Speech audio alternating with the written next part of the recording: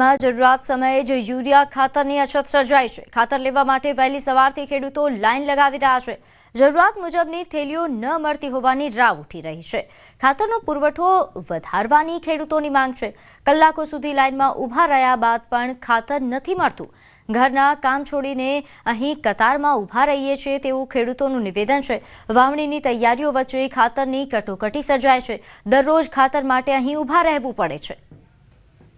મારી પાસે 12 વીઘા જમીન છે અને મારે 15 થેલી ખાતર જોઈએ છે અને 3 થેલી ખાતર માટે અમે રોજ લાઈનમાં ઊભીએ છીએ અને લાઈનમાં વારો આવવાનું થાય તો ખાતર પૂરું થઈ જાય છે તો અમે પરેશાન છીએ। આમાં તો મારે ખાતરની જરૂર છે અત્યારે। તો આ રીતે અમે ખાતર માટે ડીએપી માટે બી અમે 5-5 દી લાઈનમાં ઊભા હતા અને અત્યારે યુરિયા માટે અમે 5-5 દી લાઈનમાં ઊભા છીએ અને 2-3 થેલી યુરિયા આધાર કાર્ડ ઉપર આપે। 2-3 થેલી 40-45 વીઘાનું ક્યારે અમે પૂરું કરી લઈએ? તો અમે ખેતીનું કરીએ કે ખેડૂત મિત્રો બધા લાઈનમાં ઊભા રહીએ?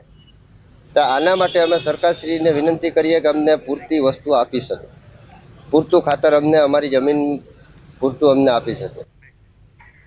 ખાતરા ફરવલીના ભિલોડામાં પણ યુરિયા ખાતરની અછત સર્જાઈ છે। ખેડૂતો વહેલી સવારથી ખાતર લેવા માટે લાઈનમાં લાગ્યા છે। અહીં એગ્રો બિઝનેસ સેન્ટરના ડેપો આગળ ખાતર માટે વલખા મારતા ખેડૂતો નજરે પડી રહ્યા છે। મહિલાઓ પણ કતારમાં જોડાઈ। સતત ત્રીજા દિવસે ખાતરની તંગીથી ખેડૂતો પરેશાન છે। પૂરતા પ્રમાણમાં ખાતર ન મળતા ખેડૂતોને હાલાકી પડી રહી છે। વાવેતરના સમયે જ ખાતરની અછતથી ખેડૂતોને મુશ્કેલી પડી રહી છે। જરૂરિયાત મુજબ યુરિયા ખાતર નથી મળતું તેવી ખેડૂતોની રાવ। અમારે સવારે 7 વાગ્યાથી આવેલા છે ખાતર લેવા પણ ખાતર અમને મળતું નથી। અમારે 4 થેલીનું ખાતર જોઈએ પણ 3 થેલી આપું છે। હવે એને અઠવાડિયાથી મોકરામાં ખાતર મળતું નથી। અમારે સવારની 6 વાગ્યાની આવેલી છું તો અમારા ગામે ત્યાં ખાતર મળતું નથી અને અમે ત્યાં અહીંયા લાઈનમાં ઊભા છીએ। ભિલોડા ખાતે આવ્યા છે તો અમારા ગામમાં ખાતર મળે તેવી માંગ છે મારી। આ તરફ રાજકોટમાં જન્મ મરણના દાખલા માટે લાંબી કતારો લાગે છે। જન્મ મરણ નોંધણી શાખામાં અરજદારોની ભીડ જોવા મળી રહી છે। અધિકારીઓ બીએલઓની કામગીરીમાં ફસાયા છે જેના કારણે આ હાલાકી ભોગવવાનો વારો આવ્યો છે। તો છોટાઉદેપુરમાં પાણીજન્ય રોગોએ માથું ઉચક્યું છે। સિવિલ હોસ્પિટલમાં દર્દીઓની સંખ્યામાં વધારો થઈ રહ્યો છે। શહેરમાં ગટરના પાણીનો સીધો નિકાલ ઓરસંગ નદીમાં થવાના કારણે અને પીવાના પાણીની લાઈનોમાં ગટરનું દૂષિત પાણી ઘૂસી જતા પાણીજન્ય રોગચાળો એ વકરી રહ્યો છે। જેના કારણે આ જે દૂષિત પાણી જે થોડું ઘણું પણ કુદરતી રીતે ફિલ્ટર થઈને મળતું હતું આજે એ જ પાણી સીધું વોટર હાઉસના કુવાઓમાં ઉતરે છે અને જે સીધું મતલબ નલિકાઓ મારફત લોકોના મતલબ ઘરોમાં પહોંચે છે, લોકોના પેટમાં પહોંચે છે અને આ દૂષિત પાણી લોકોને બીમાર કરી રહ્યું છે। પાણીજન્ય રોગો થઈ રહ્યા છે જે ખરેખર ચોમાસાની અંદર થતા હોય છે અને આજે શિયાળાની અંદર આ રોગો દેખાઈ રહ્યા છે અને ડોક્ટરે બી એવું કહે છે કે આ પાણીના લીધે આ રોગો થયેલા છે। નગરપાલિકાએ નગરની જનતાને સ્વચ્છ પાણી પૂરું આપવું જોઈએ એવી અમારી લાગણી અને માગણી છે। છેલ્લા 20 દિવસની અંદર અમારે ત્યાં 120 જેવા પેશન્ટો આના પોઝિટિવ આવ્યા છે। ગંદુ પાણી પીવાથી, ગંદુ ખાવાનું ખાવાથી આ કેસ બની શકે છે। વાણી મકાનનો એક ભાગ ધરાશાયી થતા એક બાળક ઇજાગ્રસ્ત થયો। ધોરાજીના ખાખરાપરા વિસ્તારની આ ઘટના છે જ્યાં વહેલી સવારે અચાનક જૂનવાણી મકાનનો એક ભાગ ધરાશાયી થયો હતો। ઇજાગ્રસ્ત બાળકીને ધોરાજી હોસ્પિટલ બાદ જૂનાગઢ સારવાર અર્થે ખસેડાઈ। સ્થાનિકોએ નગરપાલિકા તંત્રને જાણ કરી છતાં ન પહોંચતા લોકોમાં ભારે રોષ જોવા મળ્યો। અમે તંત્રને જાણ કરી, ચીફ ઓફિસરને ફોન કર્યો, ચીફ ઓફિસરે ફોન સ્વિચ ઓફ કરી દીધો ને અમે ફરિયાદ બી લખાવી પણ હજી સુધી તંત્ર પૂગ્યો નથી।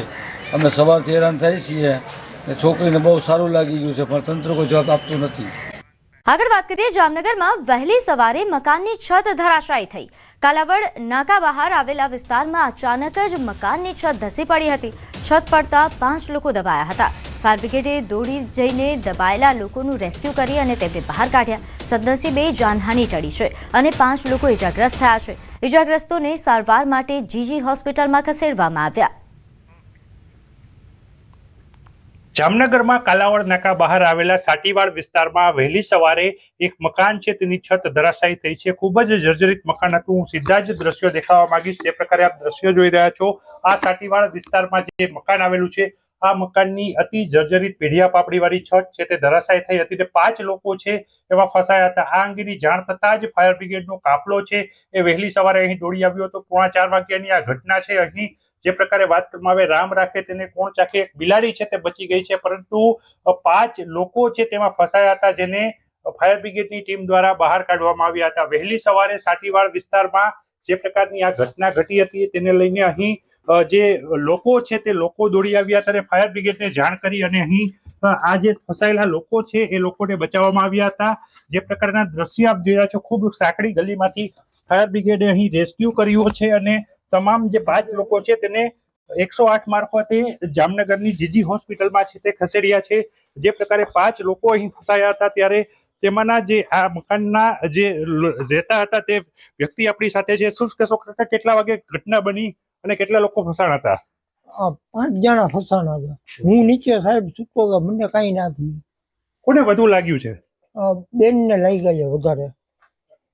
જે પ્રકારે વાત કરવામાં આવે, 60 વર્ષીય વૃદ્ધા છે, એ વૃદ્ધાની હાલત ખૂબ ગંભીર જણાવાઈ રહી છે।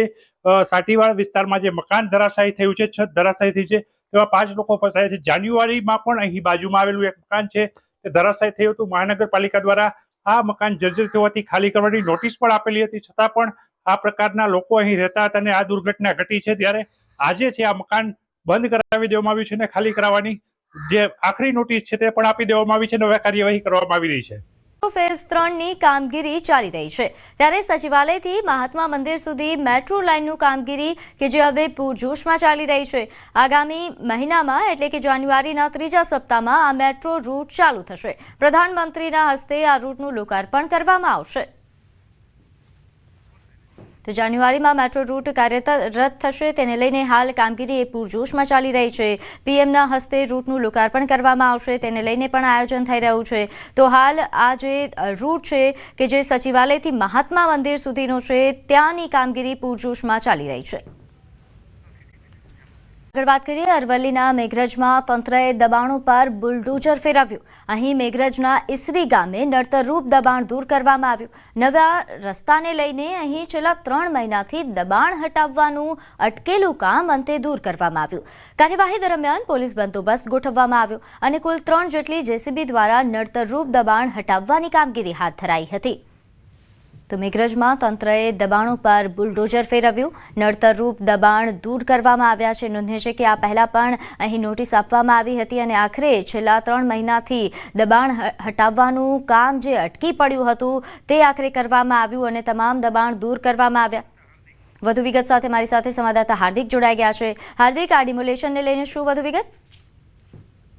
ચોક્કસથી પ્રીતિ, જે પ્રકારે મેઘરજના ઈસરીમાં જે નવીન રસ્તો બનાવવાનો હતો એના માટે વર્ષોથી જે દબાણ હતું તે દૂર થતું ન હતું, પરંતુ આખરે હવે મામલતદાર તેમજ ટીડીઓ તેમજ માર્ગ મકાનના જે અધિકારીઓની હાજરીમાં આજે દબાણ દૂર કરવામાં આવ્યું છે અને 3 મહિનાથી જે કામગીરી અટકેલી હતી તે આખરે પૂર્ણ કરવામાં આવી છે।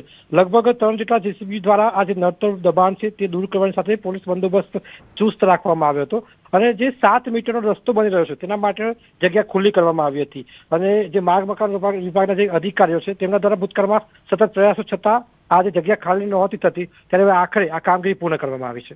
જી, આભાર માહિતી આપવા બદલ। વાત કરીએ, ભરૂચમાં શિક્ષણ વિભાગે સ્વેટર મુદ્દે પરિપત્ર બહાર પાડ્યો છે। બાળકો પસંદગીના સ્વેટર શાળામાં પહેરી શકશે। શાળાઓ ચોક્કસ કલરનું સ્વેટર પહેરવા દબાણ નહીં કરી શકે। કોઈ પણ જાતનું દબાણ વાલીઓ પર ન થાય તે માટે પત્ર એ ઋતુ આધારિત સૂચનાનું કાયમી ધોરણે પાલન કરવા માટે બહાર પાડવામાં આવ્યો છે। તો કોઈ પણ જાતનું દબાણ વાલીઓ પર ન થાય તેના માટે આ પત્ર બહાર પાડવામાં આવ્યો છે। શિક્ષણ વિભાગે સ્વેટર મુદ્દે આ પત્ર બહાર પાડ્યો છે કે કોઈ બાળકો પોતાની પસંદગીના સ્વેટર પહેરીને શાળામાં આવી શકશે, તેના માટે શાળા કોઈ પણ પ્રકારનું દબાણ નહીં કરી શકે। કેટલીક શાળાઓ દ્વારા તેમના શાળામાં ભણતા વિદ્યાર્થીઓને પર્ટિક્યુલર કલરના અને પર્ટિક્યુલર શાળાના લોગોવાળા સ્વેટર ખરીદવાની ફરજ પડાઈ રહી છે। તો સરકારશ્રી તરફથી આવી કોઈ સૂચના શાળાઓને છે નહીં। આવી રીતે કોઈ પણ શાળા સ્પેશિયલ કલરના કે ખાસ લોગોવાળા સ્વેટર પહેરવા માટે બાધ્ય કરી શકે નહીં. આ અંગે ભરૂચ જિલ્લા શિક્ષણ અધિકારીની કચેરી દ્વારા આજે જ એક પરિપત્ર કરવામાં આવ્યો છે. કચ્છના ભચાઉના કટારિયા તીર્થ પાસે ગેસ ભરેલું ટેન્કર આગનો ગોળો બનીને ધડાકાભેર ફાટતા દુર્ઘટના સર્જાઈ.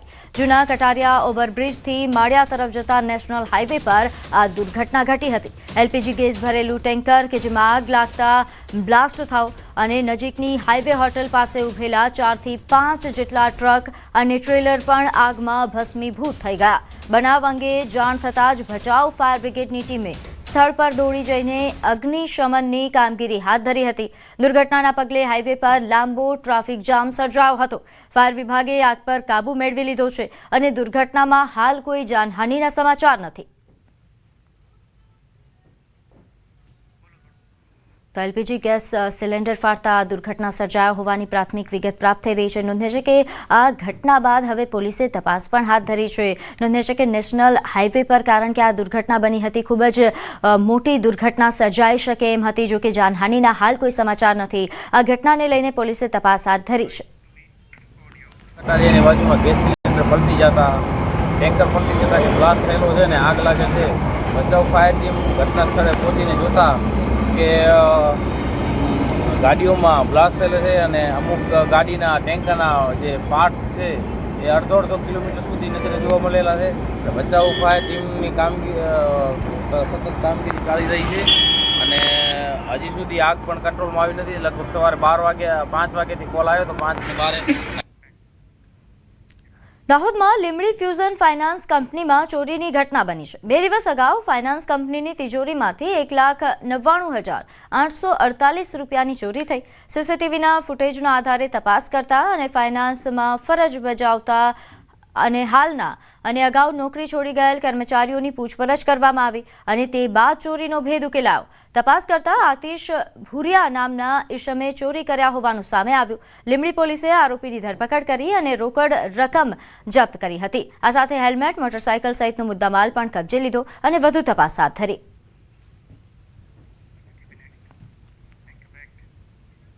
તો સુરતમાં કોસાડ વેદાંત ટેક્સો 6માં આગની ઘટના બની. જ્યાં કચરાના ઢગલામાં આગ લાગી. આગના ધુમાડા 3 કિલોમીટર દૂરથી જોવા મળ્યા. સ્થાનિક લોકો દ્વારા પાણીનો મારો ચલાવીને આગ પર કાબુ મેળવવામાં આવ્યો.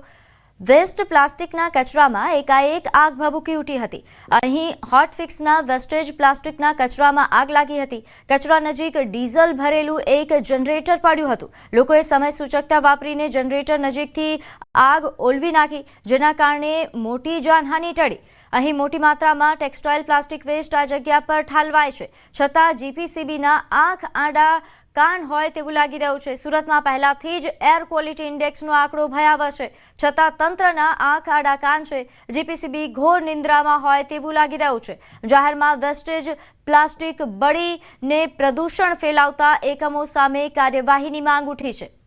તરફ વડોદરામાં એરપોર્ટ રોડ પર મારામારી સર્જાઈ. સરકાર મિલન પાર્ટી પ્લોટ સામેનો વિડીયો સામે આવ્યો છે, જ્યાં વાહન અકસ્માતના કારણે મારામારી થયા હોવાની માહિતી બહાર આવી. સમગ્ર મામલે હરણી પોલીસ સ્ટેશન ખાતે ફરિયાદ નોંધાઈ છે. સમગ્ર મામલો એ પોલીસ સ્ટેશન પહોંચ્યો છે. તો એરપોર્ટ રોડ પર મારામારીની આ ઘટના છે, જેના દ્રશ્યો પણ સામે આવ્યા છે. સર્કલ મિલન પાર્ટી પ્લોટ પાસેનો આ વિડીયો છે, જે વાયરલ પણ થઈ રહ્યો છે. નોંધે છે કે અહીં વાહન અકસ્માત બાબતે બબાલ થઈ હતી, જેના કારણે આ બબાલ હિંસક બની. ડાઘિયા કૂતરાઓનો એવો આતંક છે કે 7 વર્ષની બાળકી લોહીલુહાણ થઈ. શહેરની કરીમનગર સોસાયટીનો આ બનાવ કે જ્યાં ડાઘિયા શ્વાનનું એક ટોળું એ નાનકડી બાળકી પર તૂટી પડ્યું. સીસીટીવીમાં સ્પષ્ટ જોઈ શકાય છે કે રસ્તા પર શ્વાનોનું ટોળું એ બાળકીની પાછળ દોડી રહ્યું છે. જ્યારે બાળકી અહીંથી પસાર થઈ રહી હતી ત્યારે જ આ શ્વાનો તૂટી પડ્યા હતા અને બાળકી પર હુમલો કર્યો હતો. ડરના માર્યા બાળકીએ બૂમાબૂમ કરતા આસપાસના લોકો દોડી આવ્યા અને 2 મહિલાઓએ બાળકીને અહીં શ્વાનોના ચુંગલમાંથી છોડાવી હતી, જેના કારણે બાળકીનો જીવ બચી ગયો. જોકે શ્વાનના હુમલાના કારણે બાળકી લોહી લુહાણ થઈ જતા તેને સારવાર માટે હોસ્પિટલ ખસેડવાની જરૂર પડી. અગાઉ પણ વલસાડના રહેણાંક વિસ્તારમાં અહીં રખડતા શ્વાનોના હુમલાના કિસ્સા બની ચૂક્યા છે. ત્યારે જોખમી બની રહેલા શ્વાનો પર અંકુશ લાવવા માંગ ઉઠી છે. તો સુરતના અડાજણ એસએમસી આવાસમાં આ રીતે મારામારી થઈ. અસામાજિક તત્વો બેફામ બન્યા અને એક શખ્સને ઢીબી નાખ્યો. એક શખ્સને ઢીકા પાટું મારીને કેટલાક લોકો કાર પર પછાડ્યો હતો અને બાદમાં ત્યાં પણ તેની સાથે મારામારી કરી. આ દરમિયાન અન્ય કેટલાક લોકો મામલો શાંત પાડવાનો પ્રયાસ કરતા જોવા મળ્યા. જો કે મારામારી કયા કારણથી થઈ એ અંગે કોઈ સત્તાવાર માહિતી મળી નથી, પરંતુ સોશિયલ મીડિયા પર આ વિડીયો વાયરલ થઈ રહ્યો છે. તો આ દ્રશ્યો છે અસામાજિક તત્વોના આતંકના આ દ્રશ્યો છે. છૂટા હાથની મારામારી થઈ. જાહેર માર્ગ પર આ પ્રકારે મારામારી કરવામાં આવી હતી, જેનો સોશિયલ મીડિયા પર વિડીયો વાયરલ થઈ રહ્યો છે અને ઘણી ચર્ચાઓ થઈ રહી છે. ખાસ કરીને પોલીસ પેટ્રોલિંગ પર સવાલ ઉઠી રહ્યા છે. તો દેવભૂમિ દ્વારકાના ખંભાળિયા શહેરની વિનાયક સોસાયટીમાં મારપીટની ઘટના સામે આવી. મારામારીના સીસીટીવી ફૂટેજ સામે આવ્યા છે. પશુને એઠવાડ નાખવા જેવી સામાન્ય બાબતે બે શખ્સો એક યુવક પર તૂટી પડ્યા. હામિર આહિર અને અર્જુન આહિર નામના શખ્સોએ વિનોદભાઈ નકુમને ગાળો આપી અને લોખંડના પાઇપ જેવા હથિયાર વડે હુમલો કર્યો. સમગ્ર ઘટનાના સીસીટીવી ફૂટેજ સોશિયલ મીડિયા પર વાયરલ થઈ રહ્યા છે. હુમલામાં ગંભીર રીતે ઘવાયેલા વિનોદભાઈને તાત્કાલિક હોસ્પિટલ ખસેડવામાં આવ્યા. ખંભાળિયા પોલીસે બીએનએસ તથા જીપી એક્ટ હેઠળ ગુનો નોંધી સમગ્ર મામલે વધુ તપાસ હાથ ધરી છે. તો યાત્રાધામ બહુચરાજીમાં રખડતા પશુઓના કારણે યુવાનનો જીવ ગયો. બહુચરાજીના ઇન્દિરાનગરમાં રહેતા સુરેશ ઠાકોર નામનો યુવાન રખડતા પશુઓના કારણે ભોગ બન્યો. સુરેશ નવદુર્ગા ચોકમાંથી પસાર થઈ રહ્યો હતો અને તે જ સમયે સુરેશને ગાયે સિંગણે ચડાવી અને નીચે પટક્યો અને ત્યારબાદ સુરેશ ઠાકોરને પોતાના પગથી પશુ દ્વારા ખૂંદવામાં આવ્યો અને જેના કારણે તેને ગંભીર ઈજાઓ પહોંચી. તદુપરાંત ગીતા ઠાકોર નામની મહિલા પણ ગાયના કહેરનો શિકાર બની હતી. જોકે અતિ ગંભીર હાલતમાં રહેલા સુરેશ ઠાકોરને સારવાર મળે તે પહેલા જ તેના પ્રાણ પંખેરું ઉડી ગયા હતા. અમે બહુ કોશિશ કરી પણ એ ગાયે છોડ્યો જ નહીં. એ ભાઈને એ ભાઈ પડી ગયો એટલે ગાયે ઊભા જ ના થવા દીધા. અમે બચાવવા જતા હતા પણ અમને પણ એવું કરવા આવતી હતી. એટલે પછી શું કરીએ, બહુ જ પાણી પણ વેડ્યું, બધું કર્યું પણ તો એ ગાય ખસી નહીં. એ ભાઈનો જીવ લઈને જ રહી ગાય. કેટલા લોકોના ઘાયલ થયા છે? 2-3 જણનું તો સાંભળ્યું. એક બેનને પણ બચકા ભર્યા છે મોઢે બધે. એમને પણ બહુ ઈજા થઈ છે. પછાડીને મારી દીધો એમ. અને એક બેનને પણ વગાડ્યું. એને એ અત્યારે દવાખાનામાં જ છે. અહીંયા આખો ગાલ ચીરી કાઢ્યો બેન. એ અત્યારે દવાખાનામાં જ છે. કેટલો ત્રાસ છે? બહુ જ છે. કેટલો ત્રાસ છે? બહુ જ. આ નાના છોકરાઓને રમવા ના દે આવી રીતે. બહુ જ ગાયોનો ત્રાસ છે અમારે તો. બાદમાં ઓફિસ જતા યુવકને અકસ્માત નડ્યો. એસજી હાઈવે પર છારોડી નજીક હિટ એન્ડ રનની ઘટના બની, જ્યાં અજાણ્યા વાહન ચાલકે બાઇક ચાલકને ટક્કર મારતા મોત થયું. ગાંધીનગરથી ઓફિસ જતા યુવકનું અકસ્માતમાં મોત નીપજ્યું છે. ટ્રાફિક પોલીસે અકસ્માત મામલે તપાસ શરૂ કરી છે.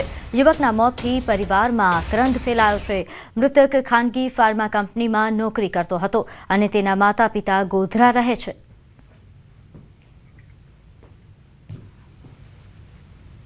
ટક્કર મારીને જતા હું જ્યારે આવ્યો ત્યારે પોલીસે એમ કીધું કે કોઈ વાહને એને ટક્કર મારીને જતું રહ્યું છે.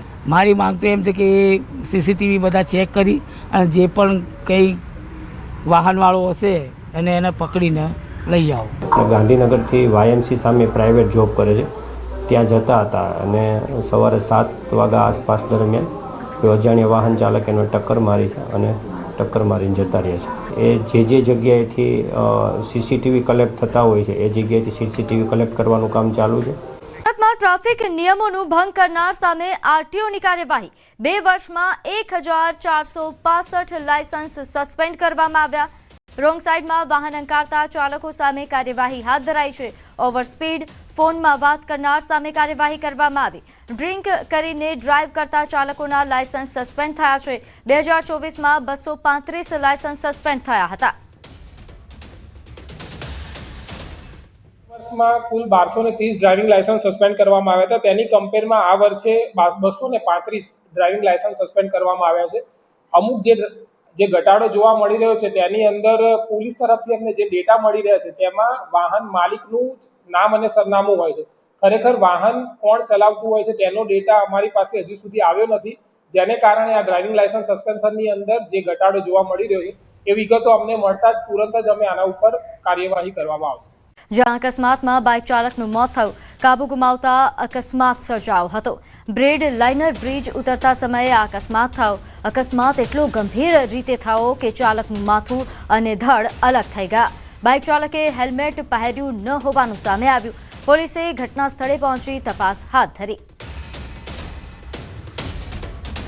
દ્રશ્યો સામે આવ્યા છે કે જ્યાં બાઇક ચાલક કે જે ફૂલ સ્પીડ પર બાઇક હંકારતો નજરે પડી રહ્યો છે. આ યુવક કે જે બાઇક બ્લોગર પણ હતો, અવારનવાર તે આ રીતે ફૂલ સ્પીડમાં બાઇક ચલાવતા હોવાના વિડીયોઝ પણ અપલોડ કરતો હતો અને તે યુવકનું આ અકસ્માતમાં મોત થયું છે. પ્રાથમિક માહિતીમાં જાણકારી મળી કે ચાલકે હેલ્મેટ નહોતું પહેર્યું, જેના કારણે આ અકસ્માત ખૂબ ગંભીર બની ગયો. તેના માથાના ભાગે ગંભીર ઈજા પહોંચી. સવારમાં એક ભયંકર એક્સિડન્ટ થયેલ છે. વેસુ અલથાણ વિસ્તારમાં રહેતા એકના એક પરિવારના દીકરાનું ભયંકર રીતે ગાડી સ્લીપ ખાઈ ગઈ, અર્થાત કોઈ અજાણ્યું વાહન અડફેટે લઈને ભયંકર એક્સિડન્ટ થયેલ છે.